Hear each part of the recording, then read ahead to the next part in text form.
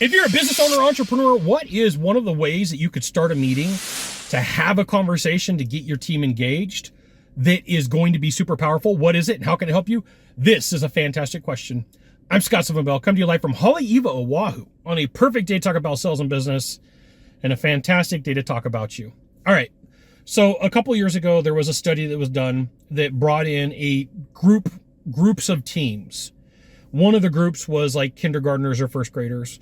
One of the teams was business MBAs. One of the teams was entrepreneurs. One of the teams was just rando people off the street, if memory serves me correctly. And so what this team had to do was take spaghetti sticks and marshmallows and build the biggest tower possible. And what happened was, out of all of those teams, the business pros, the people with the MBAs, did the worst. And the kids, the children, the kindergartners or the first graders did the best.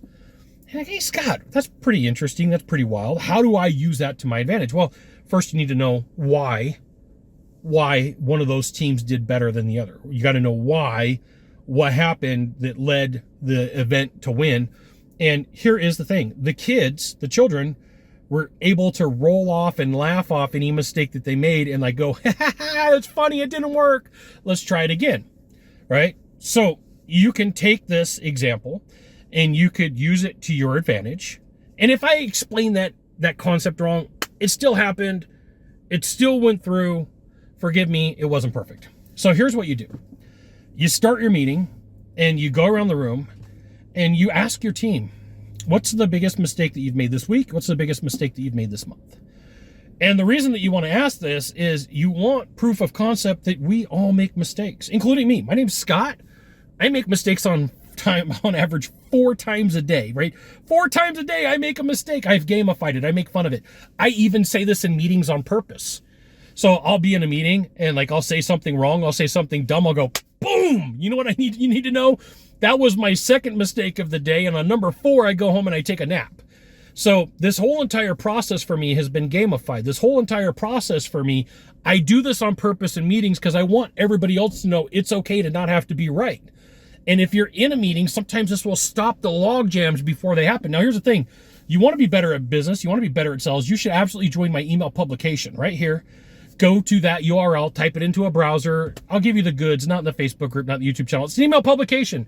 You get emails from me when I remember to send them when I'm not traveling to places like Hawaii or Austin or London or Asia, wherever I go, okay?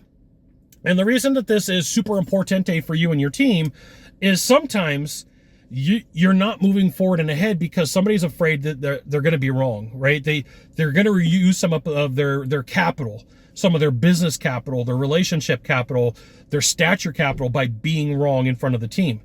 And sometimes, especially in very contentious teams, especially in teams where people are butting heads a lot, like for someone to admit that they're wrong is a big deal. And so like if you go in and you start your meeting, you're like, all right, well, here's what we're going to do. I want examples. I want to know what's something that didn't work that you did this week. What's something that you did that didn't work this month, and what's something you did that completely screwed up this last quarter. And they're going to write 3 things down, and you're going to go, okay, so here's the thing. We're never always right. I'm never always right. You're never always right. Can we all agree today that if something goes wrong, we don't make fun of the person, we don't tease them, we don't harass them, we have this conversation and say, all right, well, that might be an answer. Let's see what else we can come up with. I facilitate meetings all the time with teams, and this is one of the ways that I start is, hey, here's what we're going to do. We're all going to have a conversation. We're all going to talk about things that we've done wrong because we are not perfect.